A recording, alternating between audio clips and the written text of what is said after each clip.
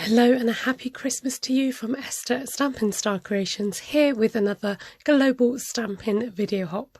This month's challenge was to use some new Saleabration items, so I'm using the Corner Bouquet stamp set and showing you some ideas with this stamp set. Going in with my embossing buddy to clean down a piece of black cardstock and to make sure there's nothing sticky on there, and using the bigger flower stamp from the set and going in with Versamark ink to stamp onto the black card. I'm just tucking the image in the corner and then just giving it a good press to adhere that image. Then once that's done, I'm sprinkling over some white embossing powder, which then clings to the ink, and then when this is heat set, then it makes it nice and smooth and shiny. So just using my heat tool initially underneath and then on the top to help stop the warping. Then I'm using my Stampin' blends and I'm going in with Granny Apple Green. You'll find that the darker colours work better because they show up more on your image, and I'm mixing this up with a bit of Bermuda Bay on the leaves and the stems. Going to alternate the colours, so I'm leaving a gap in between, and then I'm going to go back in with the Granny Apple Green.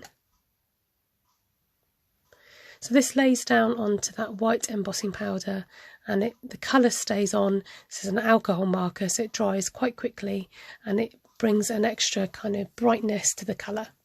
So here I'm using the Blackberry Bliss, the dark Blackberry Bliss colour, to colour in some of the flowers. And I've used Pumpkin Pie to finish that off. So I am going to come back later to show you the finished projects, but I'm just showing you some techniques for the stamp sets first. So with this one I'm going in again with the Versamark ink, but I'm using the new Heat and Stick powder. So this acts like the embossing powder, but it makes the image where you've stamped, makes it sticky. It's a lot finer than the embossing powder, so you've just got to be careful when you use it because it's quite flyaway. Just making sure I've covered all areas and tapping off the excess. So as soon as you heat it, it does turn translucent and it heats quite quickly, so you can just keep your heat tool moving until that is warmed up. This makes the surface nice and tacky and sticky, ready to put your gold gilded flakes on. So I have a box at hand that's dedicated to my gold gilded flakes, so I can just tap off any excess and it helps to contain the gold gilded flakes a little bit. They are very flyaway, so just bear that in mind. So grabbing out quite a big piece here, and you can just rub it on with your fingers and it sticks to the image where you've put the sticky powder. So the more you rub the flakes, the smaller they will get, but you can still use any little bits that come off. So as you can see, this will last for ages. It's a pot full of gilded flakes. I'm going in with the dry sponge again, which I've now dedicated for this purpose, so that it's got any gold flecks in it, it doesn't matter.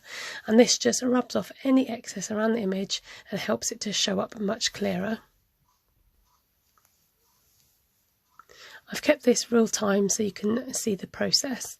You can always go back and just press in some more gold gilded leaf where it hasn't covered.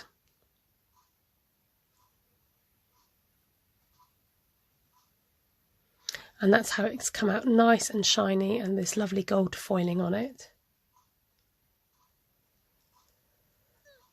For my next project I'm using Granny Apple Green, and I'm going to use two colours on my stamp, and this is the smaller flower image from the set. Inking up the bottom half in the Granny Apple Green, and then I'm going to use Magenta Madness to tap on the top half of the image. Now there is a gap in between, but don't worry about that because I'm going to go and show you how I filled that in. Using my new brush, a blending brush from Stampin' Up, I'm just going to tap and stroke in between those lines, and this helps to blur the lines and blend the image colours to get the ink colours together. So when you stamp it, you get this gorgeous blend of colour happening from both those colours. So I stamped all the way around the border of my paper, and I'm just fitting in that corner turning my stamp so that it fits in at the end. So I'm just rubbing off my brush the excess that I used from the stamp to make sure that it doesn't come up as a brown smudge on my cards, using the Granny Apple Green to go around the edges and just to make it more cohesive, I suppose, for the border. And that's another card done.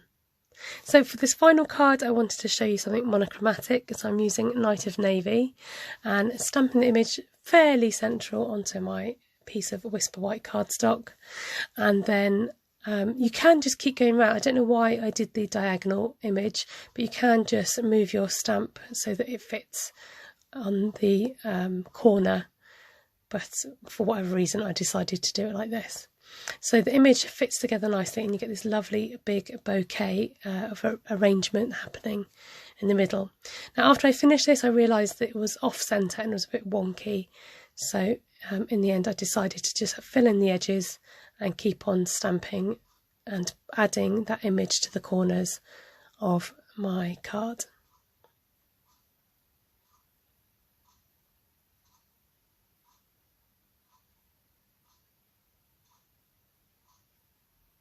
And then again using a blender brush just to fill in the edges.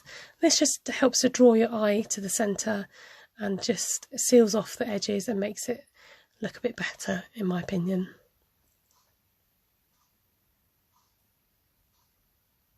So using the Many Mates stamp set and the matching Many Medallion dies, and also this label punch in my finished projects, and I'm just going to talk you through how I've put them together.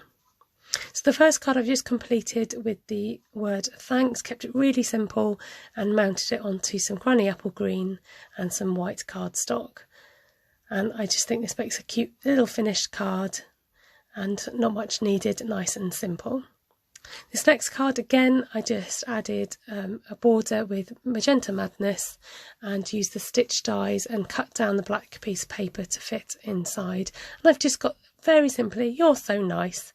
I'm letting that image do all the work.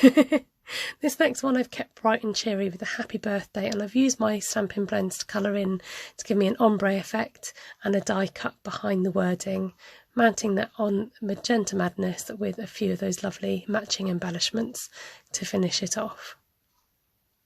And finally, with the navy card, I did actually run this through with an embossing folder to give it a lovely texture, and I've used some Night of Navy ribbon from the combo pack and done a double layer of the label. So you've got the Night of Navy, then the white sitting on top for a Get Well Soon card.